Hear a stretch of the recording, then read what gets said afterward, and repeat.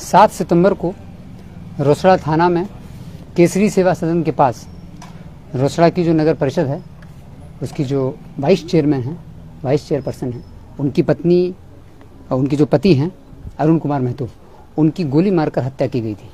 काफ़ी सनसनीखेज और संवेदनशील कांड था रोसड़ा शहर के अंतर्गत, बिल्कुल शहर में ही।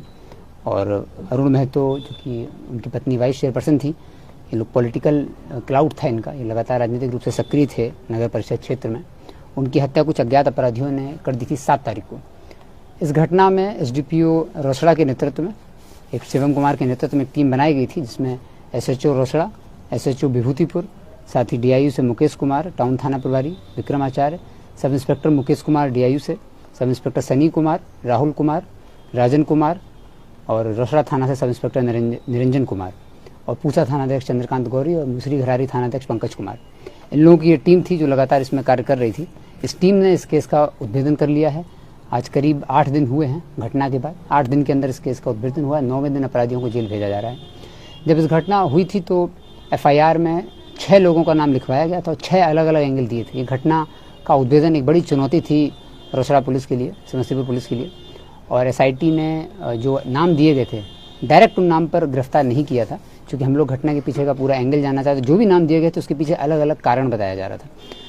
हर नाम के पीछे एक अलग कहानी थी, तो ये बहुत स्पष्ट नहीं हो रहा था। ये ब्लाइंड केस नहीं था, लोग नाम तो बता रहे थे कि किसने घटना की है, लेकिन उसके पीछे का एंगल क्या है और कौन अपराधी है, कौन शूटर है, कुछ भी स्पष्ट नहीं हो रहा था। इसलिए बड़ा चुनौतीपूर्ण एक केस था।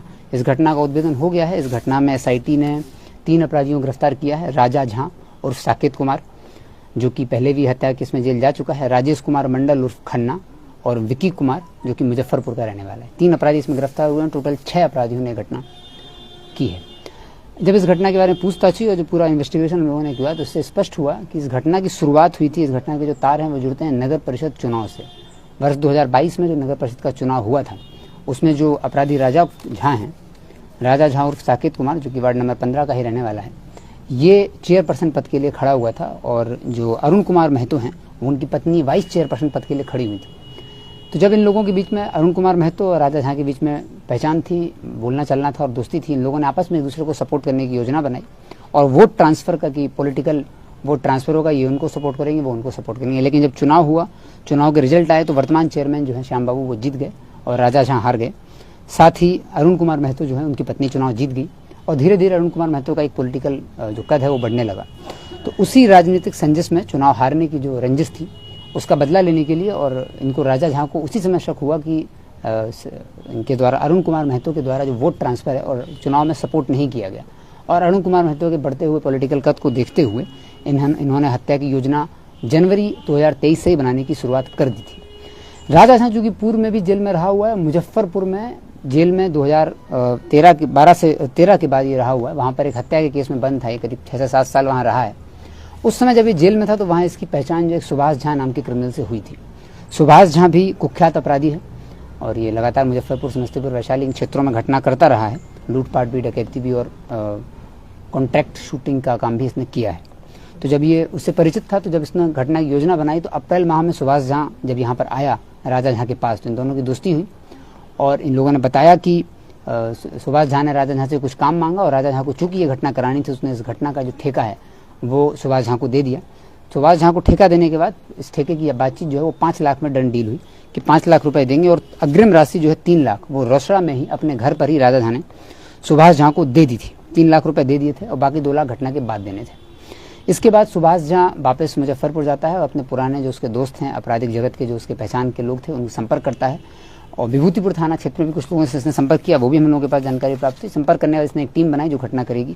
अप्रैल से ही इस घटना की तैयारी चालू हुई। 2-3 बार इन लोगों ने अटेम्प्ट लिया, लेकिन बीच में विभूतिपुर थाना क्षेत्र में ही एक डेयरी फार्म के संचालक के साथ लूटपाट हुई थी। उसमें जो अपराधी गिरफ्तार हुए थे वो सुभाष झा के साथी ही थे, उन्हीं के साथ ही मर्डर करने की योजना थी। लेकिन बीच में ही जून या जुलाई के आसपास ही ये साथी इसके पकड़े गए। जब ये साथी जुलाई में पकड़े गए तो इनकी जो योजना थी मर्डर करने की वो कुछ दिन के लिए पोस्टपोन हो गई, क्योंकि सुभाष झा के जो साथी थे वो पकड़े गए थे। फिर सुभाष झा ने अपने 2 और साथियों से संपर्क किया, एक मोहम्मद अबरार जो कि गरौल थाना का रहने वाला है, वैशाली का, और विकी कुमार जो कि मिठनपुरा, मुजफ्फरपुर का रहने वाला है। इन दोनों से संपर्क करने के बाद ये फिर इन लोगों का प्लान दोबारा से तैयार हुआ। लेकिन सावन माह में करीब 7 से 8 बार सुभाष झा इधर आया रोसड़ा में घटना करने के लिए, लेकिन ये जैसा हम लोगों को पता चला है कि ये सोमवार के दिन इन लोगों ने अटेम्प्ट लिया था, लेकिन सावन के चलते हुए मार्केट में भीड़ और तरह तरह की इसके चलते हुए ये सावन माह में और उसके अधिक मास में भी ये घटना नहीं कर पाए। जब घटना नहीं हो पाई तो फिर 1 सितंबर को पुनः ये लोग यहाँ आते हैं। दलसिंह सराय का चूंकि सुभाष झा रहने वाला है, जिसका लगातार आना जाना रहता है, अपने घर से एब्सकॉन्डिंग था, पुलिस भी इसको काफ़ी दिन से ढूंढ रही थी। उसके बाद 5 सितंबर को सुभाष झा अपने साथी के साथ दलसिंह सराय पहुंचता है और घटना करने की पूरी जो प्लानिंग थी वो 7 सितंबर की डेट रखी जाती है। 5 सितंबर को रात में दलसिंह सराय में ये गैराज में अपने मित्रों के साथ रुका था और 6 सितंबर को सुबह सुबह ये लोग यहाँ पहुँचे रोसड़ा में। पहुँचने के बाद एक दुकान पर इन लोगों ने चाय वगैरह पी है और उसके बाद सुभाष झा लोकल से चूँकि परिचित था, वो राजा झा से मिलने आता जाता रहता था, तो उसने एक लॉज ढूंढी। तो एक आदित्य ठाकुर की लॉज है, जिस लॉज में इन लोगों ने लॉज वालों को बेवकूफ़ बनाया कि हम 3 पढ़ने वाले लड़के हैं और हमको अगले 1500 रुपये की उनकी बात हुई लॉज में एक कमरा लेने की, कि हमको महीना भर कमरा लेना। लॉज वाले ने भी, जो हम लोग बार बार कहते रहते हैं कि किसी भी आदमी को आप कमरा दें तो आधार कार्ड, आइडेंटिटी कार्ड ले लें, उनने भी बहकावे में आकर के आधार कार्ड, आइडेंटिटी कार्ड वगैरह नहीं लिया और उनको सिर्फ रूम में रहने के लिए अलाउ कर दिया। तो एक रात ये लोग उस घर में रुके। 6 तारीख को ही राजा झा ने अपने एक साथी छोटू को और राजेश कुमार मंडल, राजा झा के दोनों साथी, एक ड्राइवर है उसका और एक उसका साथ में काम करता है, तो इन लोगों को इन्होंने एक बैग दिया था राजा झा ने कि सुभाष को एक बैग डिलीवर। उस बैग में हथियार थे और पैसा भी था। वो बैग और हथियार राजा इनके अरुण कुमार महतो के घर के पास ही कुछ दूरी पर एक मंदिर है, उस चौराहे पर डीलिंग हुई थी बात देने की। वहीं पर छोटू और राजेश कुमार मंडल ने वो बैग दे दिया, जिसको हम लोगों ने सीसीटीवी फुटेज में भी दिखा है। वहाँ वो बैग दे दिया। बैग देने के बाद ये अपराधी वो हथियार लेकर के जिस लॉज में रुके थे उस लॉज में चले गए। रात भर इन लोगों ने उस लॉज में स्टे किया। स्टे करने के बाद चूंकि ये लोग रेकी पहले से कई बार कर चुके, तो कई बार असफल भी हो चुके थे। सावन मास में तो कई बार इन लोगों ने बताया पूछताछ में कि सावन मास में 3 से 4 बार ये लोग आए और असफल हो गए। उसके बाद 7 तारीख की सुबह जब ये इनको पता था कि 7 से 8 के बीच में जो मृतक अरुण कुमार महतो हैं, इनका अपना एक साइकिल स्टैंड चलता है, तो 7 से 8 के बीच में पैदल अपने घर से निकल के साइकिल स्टैंड तक जाते थे। वो समय इन लोगों ने नोट किया हुआ था और घर भी देखा हुआ था। राजा झा ने ही सुभाष झा को ले जाकर घर पहले दिखाया था। देखने के बाद उनको जानकारी थी समय की भी। उसके बाद ये सुबह सुबह निकलते हैं 6 बजे अपने घर से। एक रोसड़ा स्टेडियम में ये लोग कुछ देर वेट करते हैं और उसके बाद 7 से 8 के बीच में घर के आसपास 2-3 चक्कर लगाते हैं और घटनास्थल पर जब मृतक पहुँचते हैं वहाँ पर सुभाष झा और विक्की कुमार ये दोनों फायर करते हैं और इससे जो मृतक हैं अरुण कुमार महतो, उनको गोली लगती है, वो भागते हैं, तुरंत उनकी डेथ हो जाती है। इस घटना के बाद FIR दर्ज की गई थी और SIT बनाई गई थी। तो इस घटना में जो देसी पिस्टल प्रयुक्त हुई थी उसको बरामद किया गया, 2 जिंदा कारतूस बरामद किए गए हैं, विक्की का मोबाइल बरामद किया गया और अपराधकर्मी विक्की ने जो कपड़े पहने हुए थे उस घटना के दौरान, जो कि CCTV फुटेज में अखबार में भी निकला था, वही कपड़े भी बरामद हुए हैं। तो इस घटना की जो पूरा अनुसंधान था, उस अनुसंधान में सबसे इंपॉर्टेंट चीज़ हम लोगों को CCTV फुटेज थी। CCTV फुटेज के आधार पर अभियुक्तों का चेहरा स्पष्ट हुआ और उसके बाद टेक्निकल अनुसंधान हुआ और अभियुक्तों का पता चला और पूरा षड्यंत्र इसमें हुआ। तो इसमें टेक्निकल वर्क में हमारी टीम में अखिलेश कुमार ने बहुत अच्छा टेक्निकल वर्क किया है। CCTV टीम में सनी कुमार, राहुल कुमार और राजन कुमार ने बहुत अच्छा वर्क किया है।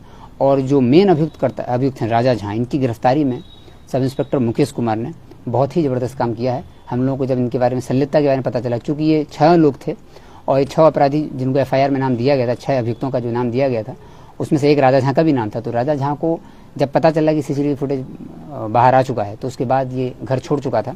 7 तारीख की घटना है, 10 तारीख को ही ये अपना फ़ोन बंद करके और घर छोड़ चुका था। हम लोगों को सूचना मिली थी कि बाहर निकला हुआ है।